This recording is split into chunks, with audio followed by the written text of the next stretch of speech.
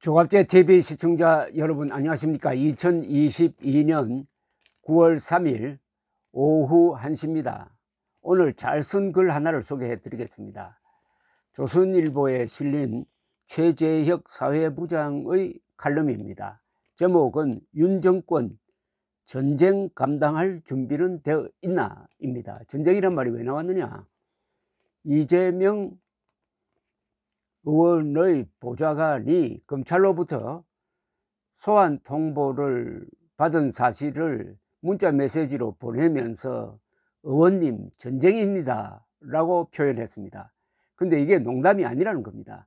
이재명과 민주당은 지금 작심하고 윤석열 대통령과 그 정부를 향해서 전쟁을 할 태세를 갖추고 있는데 윤석열 정권은 거기에 대비하고 있느냐 하는 화두를 던지는 이 글은 이 사회부장이 있었는데 정치적 계산까지 같이 했기에 상당히 입체감이 있습니다.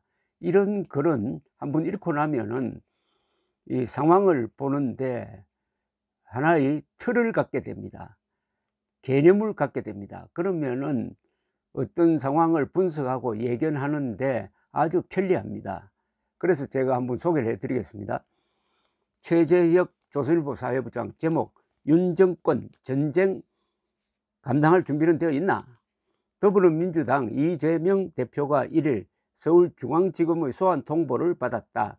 혐의는 지난 대선 때 대장동 백현동 의혹을 방어하면서 거짓말을 했다는 공직선거법상 허위사실 공표다.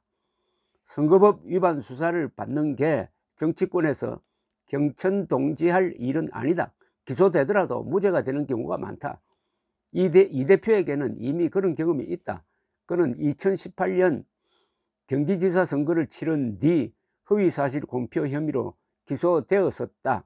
2심에서 당선 무효형인 벌금 300만 원을 선고받았지만은 대법원 전원합의체의 무죄 취지 파기환송으로 기사회생했다. 이 부분은 권순일 당시 대법관의 역할과 관련해 가지고 상당히 의혹이 많이 제기된 판결이었습니다. TV 토론에서 친형의 정신병원 강제 입원에 관여하지 않았다고 거짓말을 했다는 이 대표 혐의에 대법관 12명 중 7명은 표현의 자유에는 숨쉴 공간이 필요하다고 판단했다. 그럼에도 민주당은 벌집을 쑤신 듯하다. 이 대표가 보좌관에게 받은 전쟁입니다 라는 메시지에는 어디 한번 싸워보자는 전의와 올 것이 왔다는 위기감도 느껴진다. 선거법 위반 기소 하나로 끝나지 않을 것임을 이 대표 측도 직감한 것이다. 검경이 지금 수사 중인 이 대표 관련 사건은 선거법 위반 말고도 10여 건이 있다. 대장동 사건, 백현동 의혹, 쌍방울의 변호사비 대납 의혹, 성남FC 불법 후원금 의혹, 경기도 법인카드 유용 의혹 등은 사안도 가볍지 않다. 검찰은 대장동 수사의 범위를 위례 신도시 사업으로 넓혔고 이 대표 주변 인사들이 얽혀있는 쌍방울 내부 비리를 털고 있다. 성남FC 불법 후원금 의혹과 관련하여 경찰 소환이 임박했다는 말도 들린다. 일부라도 기소되면 이 대표는 재판정에 출두하다가 당대표 임기를 끝낼 판이다. 이 대표의 선거법 사건 자체도 가볍진 않다. 이 대표가 기소되어 100만 원 이상의 벌금이 확정된다면 민주당은 공직선거법 제265조의 제1항에 따라 국가에서 반환 보전받은 대선 자금 비용 434원을 토해내야 한다. 법조인들은 일이 잘못되면 민주당으로서는 파산 선고를 받는 격이라고 한다. 윤석열 검찰공화국의 정치보복이라는 민주당의 반발 속에는 이런 요인들이 녹아 있다. 이 대표 측은 이미 전쟁에 대한 대비를 해왔다. 대선 패배 2달 만에 인천 계양을 국회의원 보궐선거에 출마하여 불체포 특권을 얻었고 당대표로 선출되어 정치적 무게를 최고치로 끌어올렸다. 기소되더라도 당대표를 유지할 수 있도록 당헌도 고쳐 자신을 민주당과 단단히 묶어 놓았다. 국회의원 169명을 거느린 민주당은 김건희 특검법도 발의해 놓고 여차하면 밀어붙일 자세다. 김건희 국정조사 요구서도 제출되어 있다. 야당 공격이 누구에게로 집중될 것인지 충분히 예견된다. 윤석열 정권 인사들은 이재명의 혐의와 김건희 의혹은 경중이 달라 등가로 놓을 수는 없다고 한다. 법적으로는 일리가 있는 말이다. 김건희 여사의 도이치모터스 주가 조작 의혹이 죄가 된다면 문재인 정권 때 친여 검사들이 벌써 기소했을 것이다. 논문 표절은 이재명 후보도 했고, 강사 자리를 얻기 위해 대학에 제출한 이력서에 수상 경력을 부풀린 것도 심각해 보이진 않는다. 하지만 그들 역시 대통령 부인이 된 이후 김 여사를 향한 가십성 공격들이 통하고 있다는 점은 인정한다. 관저공사 수주, 취임식 초청 명단, 장신구 대여 같은 펀치를 맞는데도 대통령실이 해명 단계부터 우왕좌왕하는 상황을 방치한다면 머지않아 국민에게 이재명 혐의와 김건희 의혹이 같은 무게로 느껴지는 순간이 올 것임을 그들도 우려했다. 이게 핵심적인 개념입니다.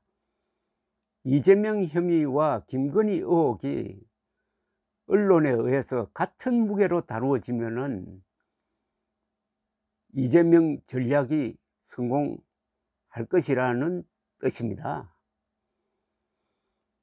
윤석열 대통령 지지자들이 대선 때 표를 준 주된 이유는 문재인 정권이 뒤틀어 놓은 국가 시스템을 정상화하고 책임자들을 단죄하라는 것이다. 윤 대통령으로서는 규제 혁파, 노동연금 개혁, 원전 생태계 회복 같은 국가 정상화 과제를 수행하면서 동시에 문재인 정권과 이재명 민주당을 향한 사정의 바퀴를 함께 굴려야 했다. 윤 대통령 지지율이 석 달 만에 20%대까지 떨어진 것은 두 가지 다 못했기 때문이다.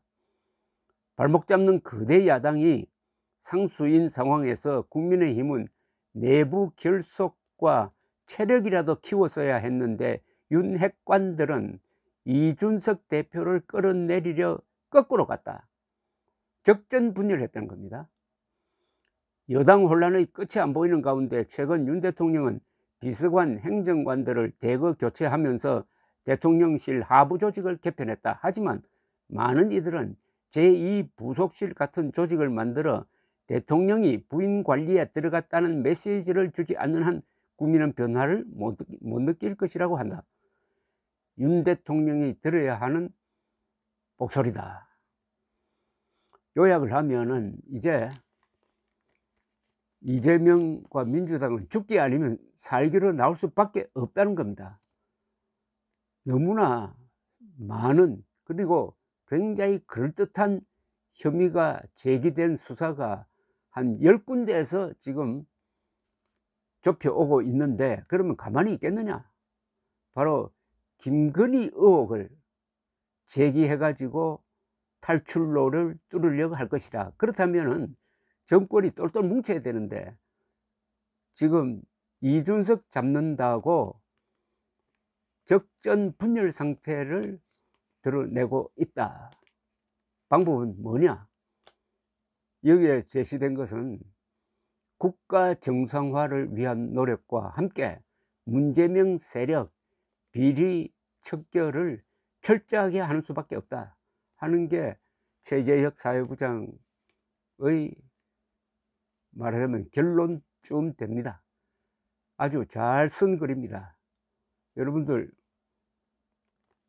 조선닷컴으로 들어가서 최재혁 한번 치고 읽어보시고 이런 글은 계속 여러 사람들한테 돌려야 됩니다. 감사합니다.